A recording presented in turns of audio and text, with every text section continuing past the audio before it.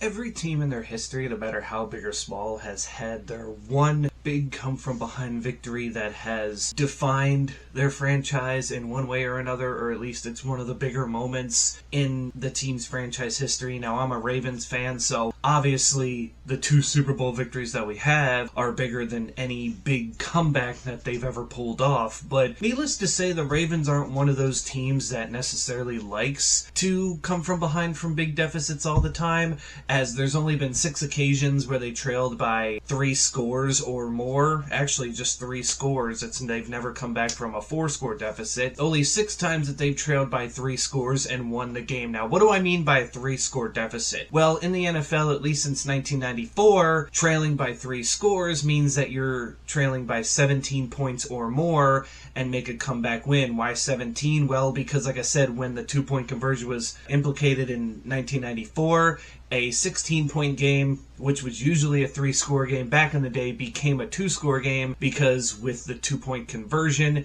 you could come back quicker. When you're down by 17, yeah, you don't have that luxury. You have to score 3 straight times to even think about coming back. And again, the Ravens in their history have only done this 6 times ever, and I'm here to go through each of those 6 games, starting from the first big deficit to the biggest deficit the Ravens have ever erased in their franchise history to come back and win the game. So without further ado, again, let's get it started with the first big comeback in Ravens history, that being September 10th of 2000. Now, the year 2000 is a significant date for the Ravens. They would go on to win the Super Bowl this year. They had the most historic defense in NFL history. But on this day, their defense was terrible for probably the one and only time this year. They fell behind 23-7 at one point and were just looking out of it, and yet they came back to win this game 39-36, and it was an adventure. Mark Brunell and Jimmy Smith was just an unstoppable force, but Tony Banks and the Ravens didn't back down. Banks became the first Ravens quarterback to throw 5 TD passes in a game, giving the Ravens a 39-36 victory. This was the largest comeback by the Ravens in their short history at this point, and it marked their first win against the Jacksonville Jaguars, as after starting 0-8 against them, this would start a trend of the Ravens basically owning Jacksonville for the next 20 plus years. Banks,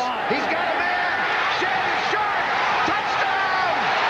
Touchdown! Shannon Sharp! Then we fast forward 3 years later, November 23rd, 2003. I've talked about this game in a video where I talked about all the quarterbacks that have started a game in Ravens history, because heading into this game, the Ravens were 5-5. They had Anthony Wright starting at quarterback. They looked lost as they had back-to-back losses, and they were going up against a really good Seahawks team that was 7-3. But once again, the Ravens pulled off a comeback I don't really think anybody saw coming, as down 41-24 with about 6 minutes left, it looked over for the Ravens. Ed Reed did block a punt for a touchdown to bring it within 10, but nobody really thought much of anything. But on this day, Anthony Wright and Marcus Robinson looked like Joe Montana and Jerry Rice, as Wright threw for 319 yards and 4 touchdowns, with Marcus Robinson catching all 4 of those touchdowns on 7 catches for 131 yards. And all of a sudden, a 41-24 deficit turned into a 41-41 tie heading into overtime, which the Ravens would win on a Matt Stover field goal,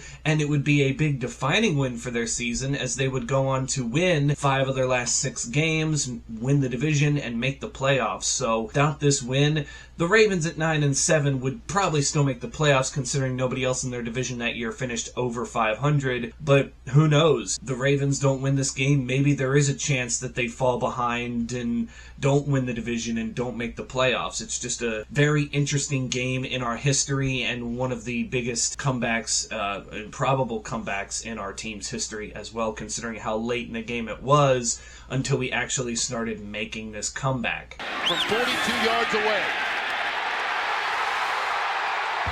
And the Ravens have won it. Now we're getting into higher deficits, as 3 years later on November 12th of 2006, the Baltimore Ravens visited the Tennessee Titans, and this was an interesting game because the Titans had moved on from Steve McNair, who was now the Ravens quarterback, coming back to Tennessee for the first time since getting traded, going up against the guy that was going to be his replacement, Vince Young. And for a while there, it looked like Tennessee was going to roll. They were up 26-7 midway through the second quarter, and it just wasn't looking good. But all of a sudden, Steve McNair and the Ravens became hot. They cut the lead to 9 by halftime, and then in the second half, they would shut the Tennessee Titans out and get the 10 points needed to take the lead and eventually get the 1-point win at 27-26. This became the Ravens' largest come-from-behind victory on the road at the time, and this one kind of defined two seasons, as yes, the Titans fell to 2-7 after this game, but keep in mind, they would go on a win streak of 6 games after this and would finish the year 8-8, barely missing the playoffs. So it makes you wonder, if Tennessee had won this game, would they have made the postseason? And with the Ravens, this upped their record to 7-2, and obviously this year they went 13-3, won the North again, and made the playoffs. But what made it so surreal was that it was Steve McNair against his former team. He threw for over 350 yards after a rough start, really just showed you his veteran stability, and was able to get this come-from-behind win. Hentrick will spot the ball at the 43. Rob Baronis lines up his kick. There's a snap. Hold is down. Kick is blocked. Oh! The Ravens have blocked the kick. Don't touch it. Don't touch it. Trevor Price seals the deal. These next three are fairly recent, as they've all happened in the 2010s, and even this one that we're going to talk about happened in the 2020s. And trust me, I remember these 3 games fondly, especially this one, as on October 11th, 2021, the Baltimore Ravens were hosting the Indianapolis Colts in a Monday Night Football brawl. The Ravens were 4-1 to start the season. The Colts were 1-4, and the Ravens were heavy favorites. But on this day, for whatever reason, Carson Wentz just decided to become Tom Brady, throw for over 400 yards, and late in the game, the Indianapolis Colts were up 25-9, and it looked like the Ravens were just lost at this point. But this game, you look back at it, this was Lamar Jackson's magnum opus. This is why he showed you in 2019 that he deserved MVP, and he basically showed you why he is the face of the Ravens and why he means so much to the team, because he would go on a passing clinic, not a running clinic, a passing clinic, going 37 out of 43 for 442 yards and 4 touchdowns. 442 passing yards is the most in a game in Ravens history, as he is just one of 2 Ravens quarterbacks to throw for 400 yards in a game. And interestingly enough, the Ravens had the rare 2 two-point conversions that they converted to tie the game at 25 to send into overtime, and you just kind of knew whoever got the ball first was going to go down, score the touchdown, and win the game. And it was the Ravens that got the ball first, scored the touchdown almost immediately, and won the game for their 3rd biggest comeback in franchise history, and their biggest in the primetime stage. 2nd and goal, 2nd in the game. There it is, caught, touchdown, Marquise Brown, and this game is over.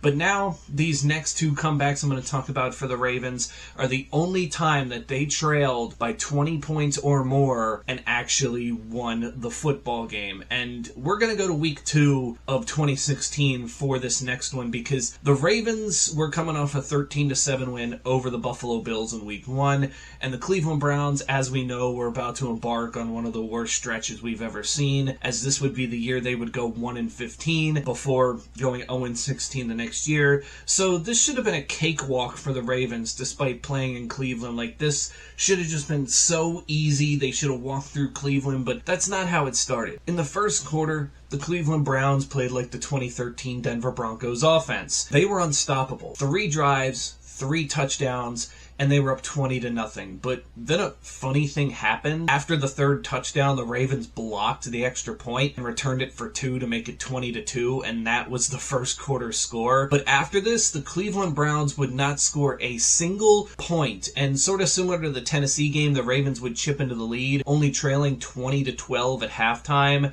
and then all of the sudden in the second half, they just put on a clinic. It wasn't necessarily that they were scoring at will, but they just started owning the game themselves. And well, by the time the final gun hit, the Baltimore Ravens were 25-20 winners, making it just the second time ever that they had come back from a deficit that was 20 points or more, and it is their largest comeback win on the road to date. I mean, it was just such an interesting and frustrating game. Like, this is the Cleveland Browns. What are you doing? You shouldn't be struggling this much. But at least they came back to win. Regroup. No timeouts. 21 seconds from the 30.